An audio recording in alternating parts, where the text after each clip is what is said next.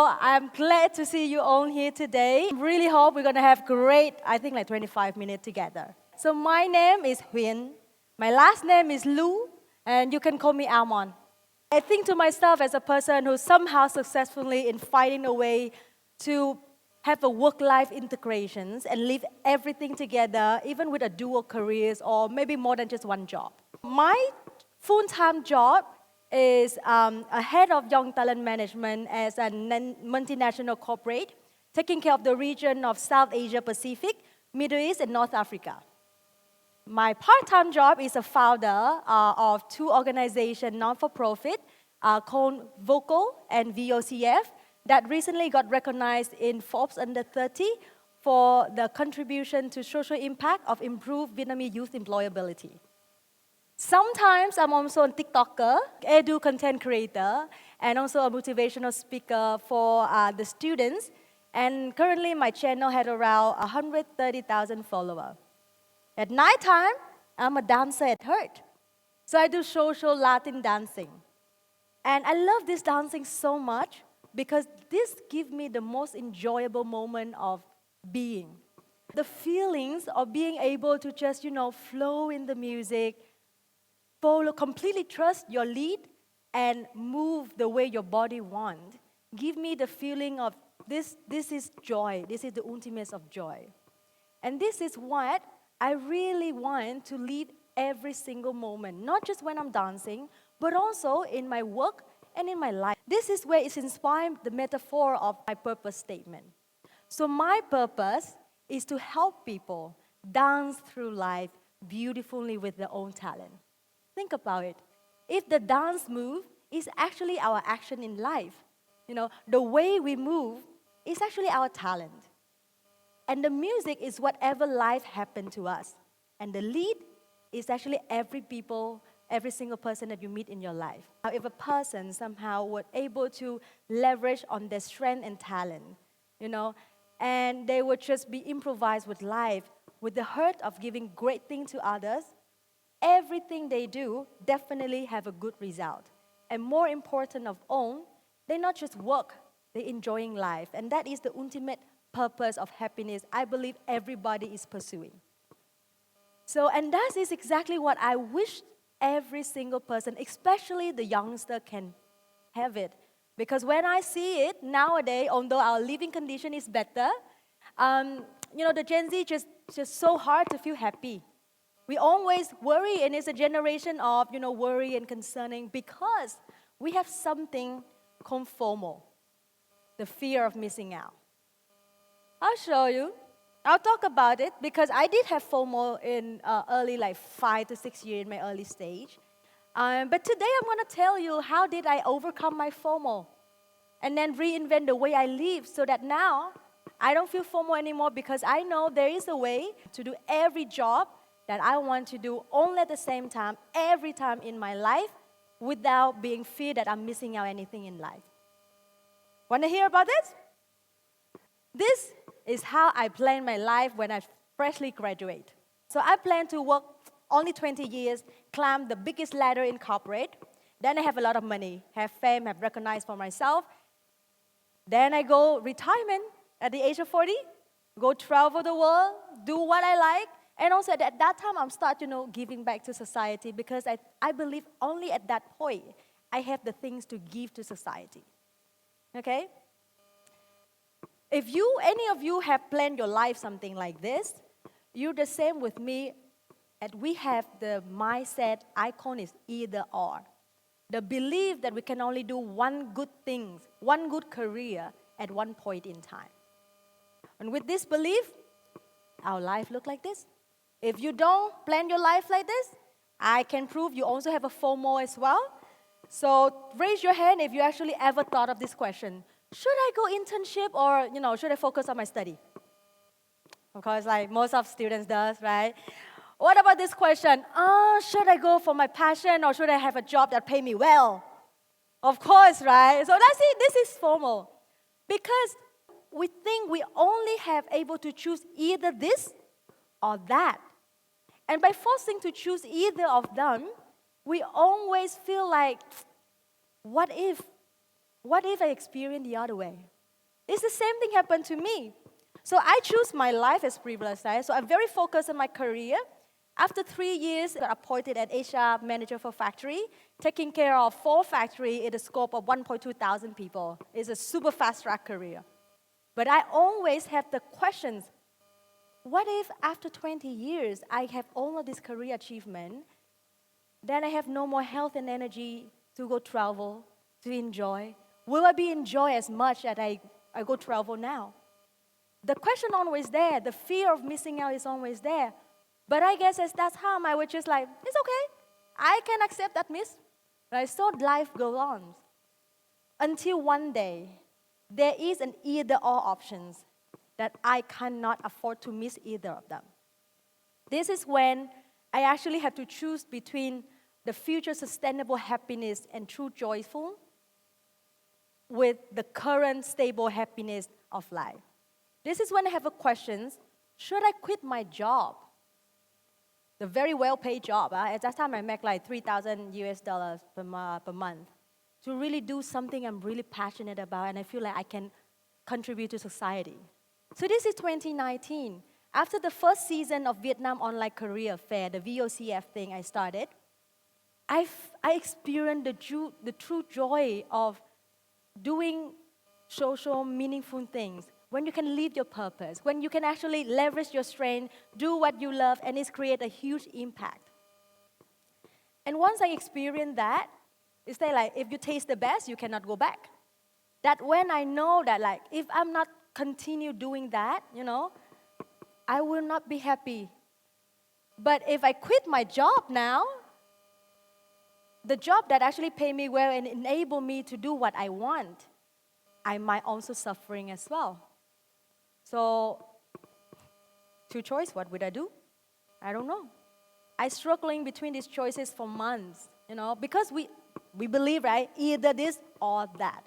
I gathering information, I seek for consultations, I meet people, I talk to mentor, coach.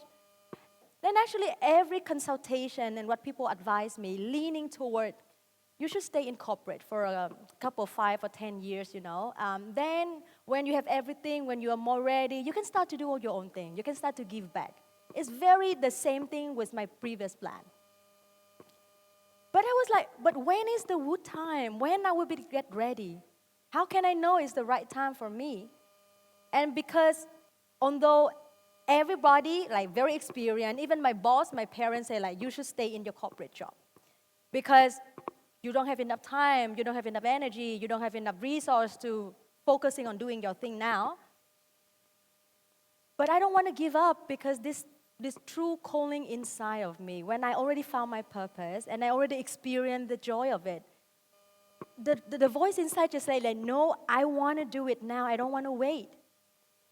So this just, like fight internally days and nights, right? And you cannot sleep.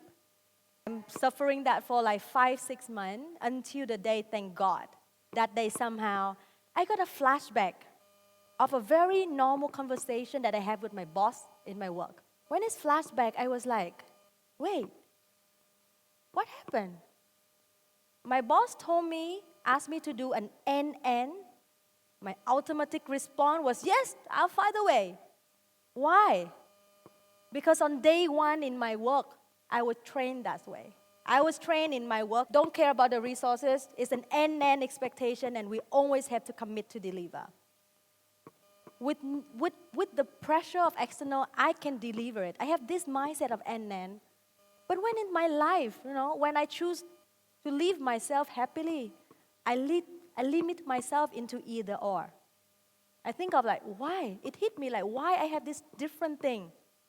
Then I realized that because in work I was trained, but in life, everybody, from my parents, my friends, my sister, all of the role model I see, it was always said like, okay, you can only focus one thing at a time in your life. That get into my mind and the belief of, in life, you can only do one thing. So I was like, this is ridiculous. You have 2 mindsets at the same time just because how the environment and the society imposes on you. So I decided to change. I decided to put on my NN mindset in work to my life. And you know, it's just like in a snap of a hand, everything changed. I stopped wasting my time to find consultation to choose. I direct all of the energy of like, how can I be flexible of everything I've got in resource to thrive both in my corporate career, at the same time starting my social impact organization. And that's on, the mission is on. So to everybody down there, if you are stuck, or if ever later you are stuck, maybe think back. What is that limited belief that you have? Because if you can change it, everything will change. So in my case, I put on my NN mindset and I work with the first challenge. People say that I cannot do, right? Because I don't have enough time. There's a reason why people say I don't have enough time. I was the HR manager for factory. The car picked me up at 5:30 a.m. in the morning and dropped me back home at like 6, 7. Which meant I have 11 hours left for everything in my life. So what did I do? 11 hours, I decided to sleep less on my bed. So now I only sleep on my bed around 3 to 4 hours. Then I turned that 5 hours on the car to my sleeping time. So which means I now enhance my free time to 8 hours. I then can work around, I spend 3 to 4 hours a day to work on my social impact projects. Yeah? And I also have the weekend. So I spend another 8 hours in the weekends to work on that as well. So I am able to work on the next season of the Vietnam Online Career Fair. And I also start a new organization, is Vocal, where I aim to reach 10,000 students about sharing and encourage them to how to find their career navigations. So in summary, this is how NN Mindset helped me in time management. So you can see I'm now in a week, we have 168 hours. I have full-time job taking 50 hours. I have part-time job for my social impact. I still sleep, I still eating, I still have time for family because that's where I got the energy from. I still go dancing every 5 hours a week because that's my passions. You see, I can do everything, I have time for everything, and there's still 2 hours for me to do whatever that, is not my big rock. So I think this simple math shows you that you can always make times for what really matters. Okay? And time management, how much we're struggling with this, just as simple as math. You have a certain amount of time, you're just subtracting it, and then time management. Right? But life was not that easy. My secret was not in time management. The thing was about energy management. Because with energy, you can do everything. If you don't have the energy, if you put the time there, you are not there. Okay? Correct? Have you ever been in like, I'm here supposed to study, but I don't feel like I want to study? I'm supposed to do this project, but I don't feel like I have the energy to do the project. Always, right? So like, how did I do? People know me about how my endless energies, when I appear with people, when I'm servicing people, I'm always manage myself at the highest energy I can have. Either it's 9 a.m., 12 a.m., 3 p.m., even midnight, because I work in midnight. It's always this. But I'm a human. Honestly, I do have my drain and burnout moment. I do have my moment that's like, I don't want to do anything, please just rest. Literally, I collapse sometimes. But with that, I test and learn how to recharge my energy. So I came up with an energy recharge system. And I can summary down it to you only 2 fundamental things. Okay? So write it down. In order to manage your energy, it's only 2 things. It's finding your source of energy and the frequent when you are recharging. So I think the first concept is easy. So your energy actually comes from both body, mind, and soul. And you don't need to have all of that to be energy. You just need 2 of that to be full of energy. If your body is tired, you need to have to reactivate your soul by doing things that you really like, doing things that bring joy to you. Okay? Or your mind have to be calm and clarity and peaceful. If you're not happy and you want to be in energy, you have to kick off your body. You have to move. And just recall what Antu just do with us, right? So when you say, yes, chef, it's a new energy coming off your body, correct? So identify what things bring you energy. You need to fit your body with healthy, active, not idle, active and healthy things. Your mind needs to be filled with positive, calm, clarity, new knowledge. And your soul actually have to be filled with happiness. What you do to bring you happy. Okay? This one, usually most of people can find. But this is the thing that usually we get mistaken. The frequent when we recharge. Usually what we do, and this is what Gen Z do, I noticed, you work constantly like a rocket until you burn all of your energy, and then you go away. Right? Like nobody can find you. I'm burned out, I'm depressed, I'm everything. So because you burn everything constantly, and then you're dead. Okay? And my dear, I test and learn because I've been there like you. A 5-minute break and recharge every hour in 8 hours is more effective than you rest for 40 minutes after 8 hours constant working. That means you don't recharge when you're really tired. You have to recharge frequently, every hour, every other hours, every days, every week. So all of the activity that bring you energy, how you plan them with the highest frequency, and that most makes sense. Practical example, this is my calendar. So let's go through my day. I start waking up at 7:30. First hour of the day, I really exercise and meditations quickly. Okay, then I go to work. Okay, and in work, in that own blue things, I actually drink a lot of water, which make me every 45 minutes or an hour, I have to get up, go to restroom. That's keep me active. Okay, so and then at night, you can see that before I start my another work, I do have my recharge activity happen. Cooking, eating, take a relax, and everything. So you will see that in my calendar, I don't plug in just work. I plan my rest time, my entertainment time, my recharge time, even my home spa time, outdoor activity. It's all up there. And this is the difference. I don't rest and recharge when I'm tired. I recharge when it's time to recharge in my calendar, that in my plan. So it's keep me up the energy all days, all night.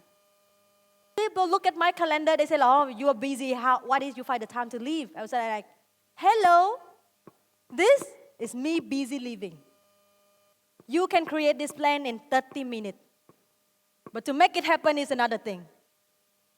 How many people, I'm going to start exercise every day, 1 hour, and then the whole week you have like one time, 30 minutes. How many will say like, okay, I have to, start working on my English study or studying something language, and it's never happened. It's on the calendar, but it just never happened in real life, okay?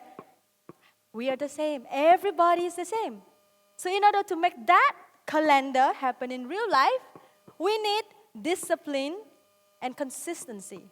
So honestly, I'm not a god. When I'm started, I stick to it like 50% or 60% only, okay? But the thing is, I don't beat myself up.